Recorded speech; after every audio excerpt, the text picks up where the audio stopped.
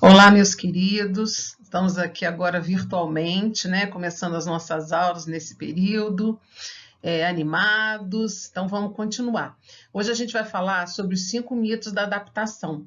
A gente já falou um pouquinho sobre adaptação quando a gente começou a falar da introdução das atividades livres e criadoras, né? Que a gente já começa essa introdução no período de adaptação. Então, nós vamos ver agora como é que acontece esse período de adaptação, o que a gente deve fazer nesse período, quais são as expectativas e alguns mitos que as pessoas já criaram e que a gente vai ver que não é bem assim. Vamos lá.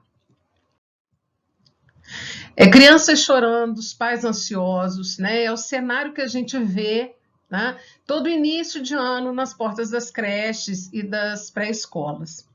É um momento tenso para eles também, para o professor, para toda a comunidade escolar, porque a gente não sabe que criança a gente vai receber.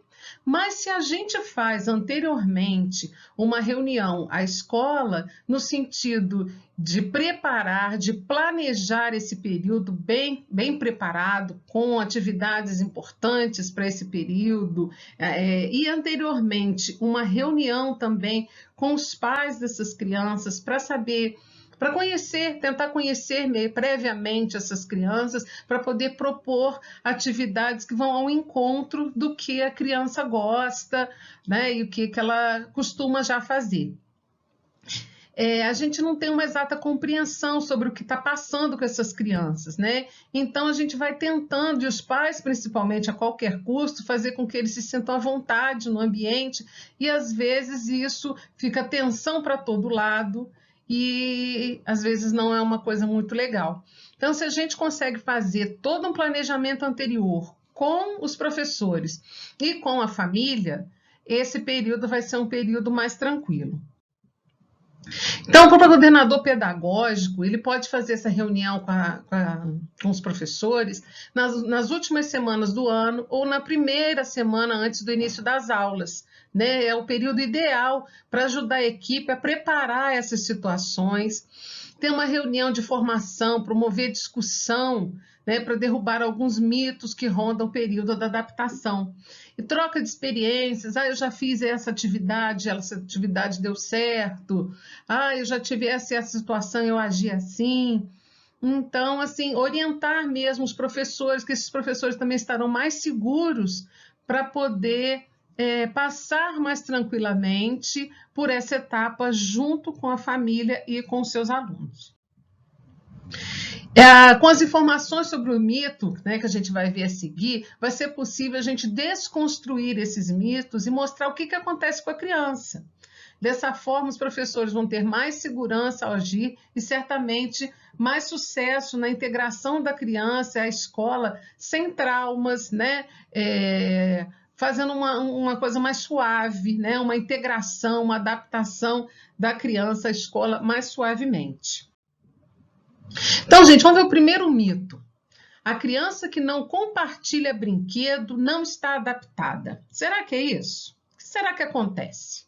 Nos primeiros anos de vida, a criança se encontra num momento autocentrado. Lembra que a gente falou que a criança só enxerga ela, né? O egocentrismo é uma característica desse período da educação infantil. É uma construção, se deixar de ser o centro das atenções, né? É um trabalho muito a longo prazo. Né? É um período que a criança passa por isso e a gente tem que ajudar a criança a passar por esse período. Então, o desenvolvimento, a criança desconhece as regras de convivência social, ela está chegando agora na escola, né?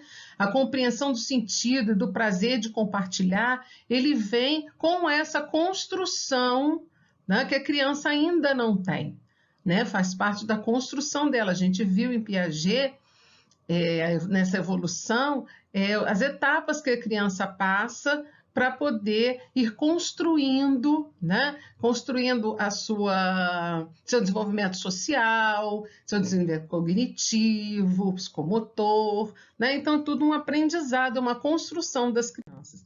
E o que o professor pode fazer? Como é que ele vai proceder? Montar em sala de aulas grupos menores, com 2 ou 3 crianças, lembrando os combinados, que esses combinados a gente já fez, os combinados com as crianças antes na rodinha, né? Como que a criança pode ficar com o brinquedo, ela lembrar que ela vai ficar por um certo tempo, que depois ela tem que emprestar para o colega. Agir de maneira firme e ao mesmo tempo acolhedora, carinhosa, a fim de mediar os conflitos e não negar esses conflitos, ou resolvê-los de forma impositiva. Não, você tem que emprestar, não é assim. A gente vai convencendo a criança, né, e vai mediando o conflito. Então, na hora desse impasse, né, é importante que a gente exponha o conflito, descrever para a criança o que vai acontecer, quais são as consequências de querer o objeto só para ela. E, além disso, incentivar que elas verbalizem o que elas estão sentindo, para que a gente possa compreender, ela mesma compreender e o colega também tentar compreender. E que a gente encontre junto uma solução no processo de mudança de atitude da criança, né? Essa construção dessa socialização. Bom, o mito 2. A criança adaptada é extrovertida e participativa. Será que é a criança? Toda criança adaptada é extrovertida? Então, a gente tem as crianças que são extrovertidas, como a gente tem também as crianças que são tímidas. E a gente tem que respeitar isso. Né? E a gente tem assim, algumas convenções, né, de que a criança tímida ela tem que ficar extrovertida. E não é muito por aí. Né? A gente tem que respeitar a personalidade de cada um, que é a essência dela, né? E é essencial para o processo de adaptação. O direito à timidez precisa ser assegurado. A criança tem o direito de ser como ela é. Né? A gente vai integrar essa criança ao grupo, fazendo atividades, mas sempre respeitando os limites dessa criança. E como que eu vou proceder? As estratégias para integrar as crianças têm que ser pelo conjunto, né? Integrada no conjunto de educadores, que vai mesmo desde o pessoal da merenda, né? Passando pelo pessoal da limpeza, pelos professores todos, até chegar na direção. Todo mundo tem que ter a consciência desse período. Tá?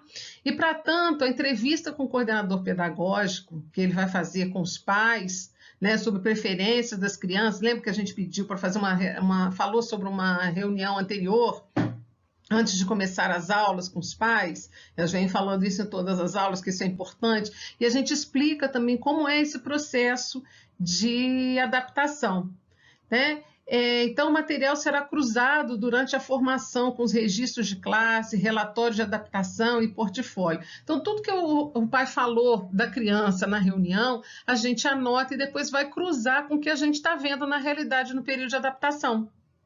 Né? O que a gente tá propondo? Será que o que a gente está propondo está indo ao encontro do que a criança gosta? Não que eu vá fazer só o que a criança gosta, não, vou propor várias atividades, mas no meio dessas tem uma que a criança gosta, que é para a gente poder cativar essa criança. É possível também fazer visitas à sala ou gravar vídeos para perceber as práticas que funcionam melhor com as crianças, ou com cada criança e o grupo. Né? Gravar a aula toda para a gente ter uma visão, poder fazer uma avaliação do nosso trabalho e da performance das crianças. O mito 3. Na educação infantil, todos precisam ser amigos. Gente, todo mundo precisa ser amigo, todo mundo precisa se respeitar. Inclusive, as crianças têm que se respeitar. Mas ser amigo é outro papo, né? Então, acontece que no período da adaptação, primeiro a criação do vínculo para que o trabalho escolar aconteça. Né? A criança tem que conhecer melhor o professor, vai conhecendo durante todo o período, mas conhecer o professor, vai se adaptando aos colegas também. E ele deve estar baseado no respeito entre as crianças e entre elas com os professores. Então, aos poucos e naturalmente, a atividade vai sendo construída baseada na afinidade dentro do grupo. E a gente já viu que nessa socialização da criança, nessas etapas do desenvolvimento social, a gente tem várias etapas mesmo, né? A gente tem os pares móveis, né? Que a gente já sabe que a criança sofre pra caramba, porque um dia está com um, outro dia não quer mais aquele, está com outro. Então, a gente tem que entender isso, fazer com que a família também entenda, para que a gente tenha uma maior harmonia, entender essa etapa do desenvolvimento infantil e a gente conseguir também fazer uma mediação nesse trabalho na adaptação.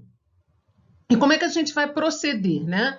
Os educadores devem intervir, né, quando a amizade prejudica a participação nas atividades. Por exemplo, a gente tem uma criança que cola com a outra e não deixa a outra conversar com ninguém, né? Às vezes essa outra criança ela embarca na onda, mas às vezes não.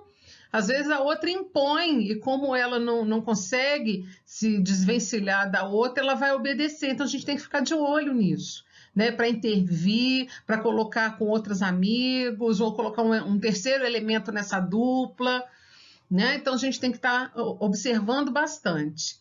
E a gente tem que ter um olhar mesmo atento, né, sobre as situações e não deixar que isso aconteça.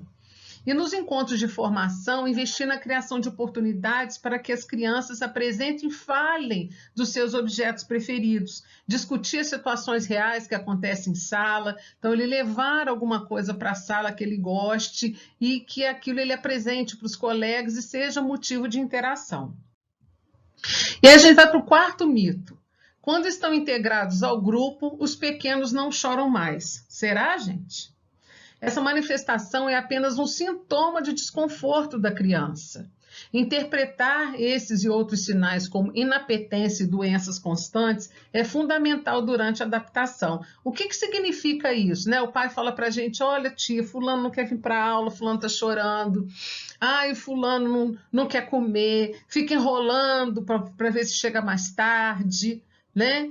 E aí a gente vê, né, ou relatam para a gente os comportamentos. Mas e aquela criança que não tem um comportamento, aquela que fica quietinha? É lógico que tem um comportamento, mas é aquela coisa mais quieta, é uma criança mais tímida, ela não chora, mas também não quer dizer que ela está adaptada, né? Esse silêncio absoluto pode ser um indicador de sofrimento. Então, a gente às vezes vê melhor a criança que se manifesta mais ativamente. E aquela que fica quietinha já é mais difícil de se ver. Então, a gente tem que estar em constante alerta para poder perceber os dois tipos de criança, né? As que choram e as que não choram, e se elas estão adaptadas ou não, isso não tem a ver. E aí, o que a professora vai fazer? Uma criança passa por longos períodos chorando, necessita de acompanhamento mais próximo, né? E como seria esse acompanhamento? Na falta de eu ter um ajudante na sala, ele pode ser feito pela orientadora pedagógica, pela orientadora educacional, pelo coordenador, né? Para a criança se sentir mais segura, com uma pessoa só, e depois a gente vai aumentando esse círculo. Ajuda também a ter um plano para receber as crianças na primeira semana de aula, como a gente já falou anteriormente, né? A gente tem um planejamento desse período de adaptação, né? O uso de tinta, água, brincadeiras coletivas variadas também é uma prática muito boa que atrai a criança para se interessar pelo novo. Eu costumava fazer muito novidade embrulhada com as crianças, até mesmo para apresentar as atividades livres e criadoras, eu levava embrulhado, levava num saco, levava numa coisa como se fosse um presente, e aí fazia todo um suspense da novidade embrulhada, pedia para eles dizerem o que era, se pudesse, né? Se fosse um objeto que propiciasse isso, que passar de mão em mão, sacudir, cheirar, para eles dizerem o que é. Então, aqueles que às vezes não querem participar da rodinha, que não querem se integrar, eles ficam com o olhão ligadão, né, em cima, e de repente a gente também não vai dando muita bola, eles vão vindo e se achegam, né? Então, a gente pode também pedir para as crianças trazerem os objetos de casa, brinquedos ou a fralda, dependendo da idade da criança, que vão sendo retirados aos poucos e auxilia também a reduzir a insegurança da criança, ela trazendo para a escola alguma coisa que é dela em casa, que ela usa muito em casa e que aí ela vai se sentir mais segura. E aí a gente vai para o quinto mito. A presença dos pais nos primeiros dias só atrapalha a adaptação. O que acontece, gente? Nem todo pai e mãe conhece as fases da criança e as estratégias que a gente vai usar, as estratégias pedagógicas para o período de adaptação. Então, quando a gente fala que essa reunião anterior é necessária, por causa disso, para o pai ter essa consciência do que está sendo feito. E eles não têm o conhecimento que a gente tem, o conhecimento pedagógico e do desenvolvimento da criança, e etc., para que ele entenda melhor isso. Então, nós temos que explicar de uma maneira simples, sem linguagem técnica, explicando para eles o que está acontecendo com as crianças, porque nem eles sabem. E às vezes o pai fica irritado do filho dele não estar adaptado perto do outro que está. Então, a gente precisa mostrar que cada criança é uma criança, cada um tem seu tempo, né? Mas, assim, de uma maneira calma, deixando o pai mais tranquilo. Então, esses pais têm direito de ser informados dessa etapa de transição da criança. Tá? E essa ansiedade vai diminuindo à medida que ele vai confiando na escola. E se a gente faz essa reunião anterior, né, antes de começar a aula propriamente dita, esses pais já vão no primeiro dia de aula mais confiantes e seguros e passam isso para a criança. Né? Então, quando há informação, a trajetória dos pequenos fica mais leve e desses pais também, né? E, por conseguinte, a nossa também. Então, como é que a gente vai proceder? O coordenador pedagógico também tem a função de acolher a família, porque a gente já viu que tem mãe, a mãe é que chora, não é a criança que chora, tem mãe que cutuca o filho para chorar na hora da separação, no período de adaptação. Então, a gente tem que ter um acompanhamento do orientador pedagógico, do coordenador pedagógico, ali com a família. Né? A gente fica com a criança e eles acolhem essa família. Fazer entrevista para conhecer a rotina da criança, né? É uma proposta muito boa. Voltar na proposta pedagógica da escola, né? Criar juntamente com os professores um guia de orientação para esses dias, quando fez a reunião com os professores anteriormente, desenvolver um relatório de distribuição periódica com informação sobre o progresso da aprendizagem, a socialização das crianças, ajuda também para deixar esses pais mais calmos, mais seguros, né? E a criança também.